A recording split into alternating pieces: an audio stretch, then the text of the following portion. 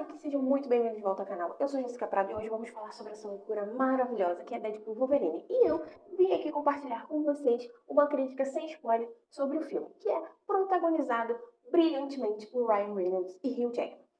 Gente, antes de tudo, eu tinha muitas expectativas com esse filme. Um dos mais esperados por mim no ano de 2024, porque estava reunindo dois dos meus personagens favoritos no mundo dos quadrinhos. Nós esperamos 6 longos anos para reencontrar Deadpool.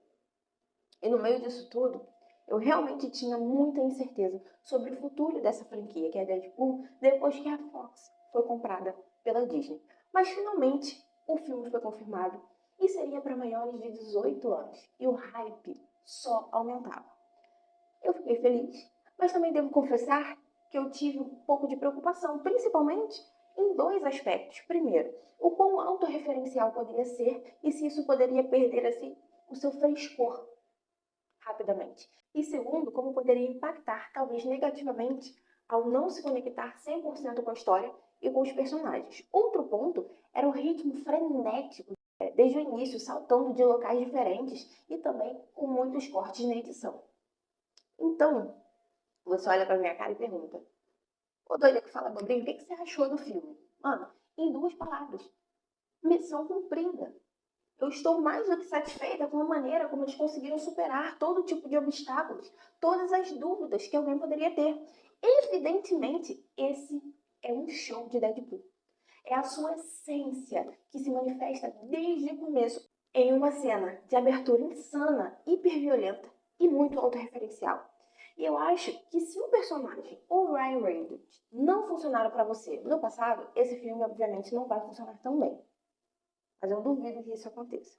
Rapidamente, vamos saltar para essa expansão mitológica de Deadpool, conhecendo mais elementos que nasceram nos quadrinhos, misturando um pouco com o MCU, mas principalmente fazendo um crossover muito meta, muito massa, com o lado Marvel dos estúdios Fox.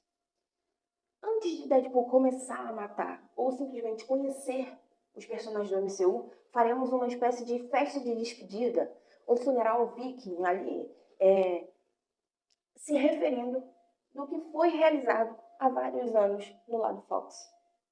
Por isso, obviamente, já requer, com certeza, um certo conhecimento do que aconteceu em alguns dos filmes, ou pelo menos, dos personagens que tivemos em algumas dessas produções. Além de um pouco do conhecimento sobre o que aconteceu nos bastidores no mundo real, para que possamos ali apreciar o humor que eles queriam gerar. No que diz respeito às participações especiais, ao fanservice, eu realmente fiquei, cara, muito surpresa. Em alguns momentos foi assim, ó. Literalmente eu fiquei de boca aberta. Eu não podia acreditar nos atores, nas versões dos personagens que eles não estavam apresentando. E acho que é uma desculpa muito mais justificada do que vimos em Homem-Aranha Sem Volta para Casa, ao justificar as participações a nível narrativo. Embora não seja novo para a Marvel rir de si mesmo, já que vimos isso lá em She-Hulk com o algoritmo Kev. E tudo mais, cara. Aqui a crítica ou autocrítica é ainda mais ácida, realmente hilária. E principalmente, quer ser uma média que eu acho que 80% das piadas realmente funcionam, tanto a nível de diálogo quanto a nível visual. Assim como a música, porque as músicas não estão ali apenas para injetar um pouco de energia e ritmo, mas também para fazer você rir.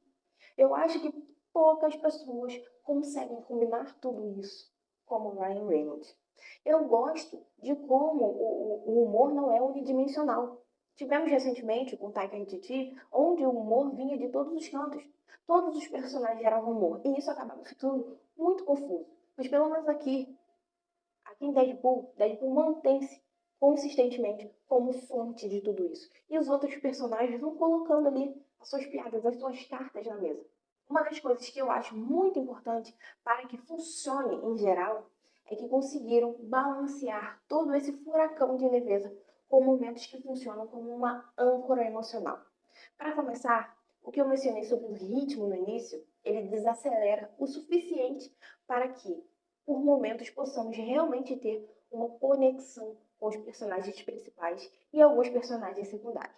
Esse núcleo emotivo é uma união dos rejeitados e dos fracassados. Deadpool, que foi deixado por Vanessa por sua crise de não se sentir importante, que ele não fazia diferença para o mundo, e essa versão de Wolverine que não conseguiu cumprir o seu papel heróico, ou pelo menos deixou de fazer no passado.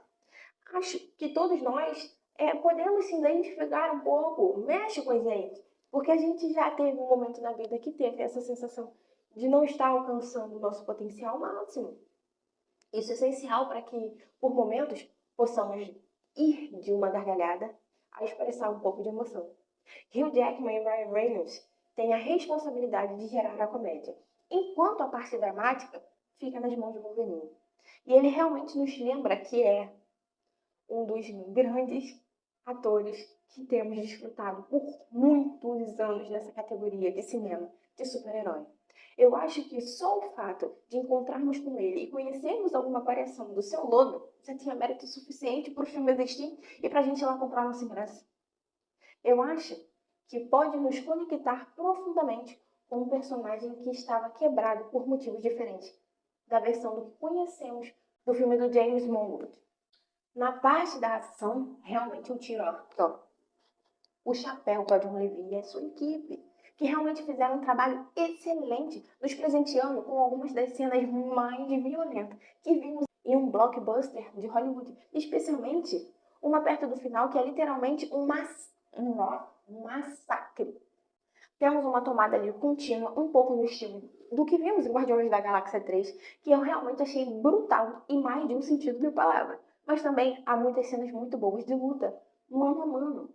Cada uma refletindo a essência dos diferentes personagens, incluindo Wolverine, em uma versão mais feroz, mais animal, do que nós já vimos anteriormente. É certo que nota-se um pouco o CGI, mas eu acho que não chega ao extremo do Batman do Michael Keaton, no filme do Flash. Não é uma coisa assim que se diga, pô, estragou o filme. Isso nos leva talvez ao ponto negativo, ou ao menos positivo. Acho que, evidentemente, na parte do roteiro, o fim justifica os meios. Como eu critiquei nesse aspecto em Sem Volta para Casa, mas me parece que não é algo tão grave. Há momentos que os personagens, há momentos que os antagonistas não são potentes ou memoráveis, mas eu acho que são bastante funcionais e coerentes com a história. Por exemplo, Cassandra Nova conduz o tema central da história, que é dos rejeitados e como eles respondem quando o mundo lhe vira as costas. Então ela entra como uma luva, sendo um vilão mais sério. Vamos dizer, mais X-Men do lado do Wolverine. Depois temos outro personagem mais cômico ou intencionalmente patético, que se encaixa mais no estilo de Deadpool. Então acho que o filme termina balanceado. Isso de uma maneira muito boa. No final das contas, alguém pode criticar que, ao contrário do que Kevin Feige disse na coletiva de imprensa, o filme não termina sendo muito importante ou consequente para o futuro do MCU. Eu, pessoalmente, não vejo muito problema com isso. É suficiente e contido para focar nesses personagens e também para prestar tributo ao que foi feito anos atrás pelo lado da Fox.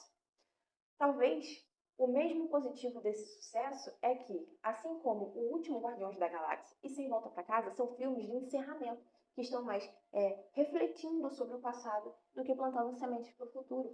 E acho que por isso o universo cinematográfico da Marvel nessa última fase está um pouco em falta comparativamente. Eu gostei do segundo filme de Deadpool, mais do que a maioria dos filmes da Marvel e da Fox referenciados aqui, e também mais do que vários últimos lançamentos da MCU. Em breve estaremos falando com spoilers sobre todas as participações, referências e cenas pós-créditos, mas isso aí já é para outra história. Agora, para resumir, uma festa gloriosa que agarra seus sentimentos e o coração, fazendo você rir e se emocionar. Poderia ser melhor que o serviço aos fãs de Sem Volta para Casa?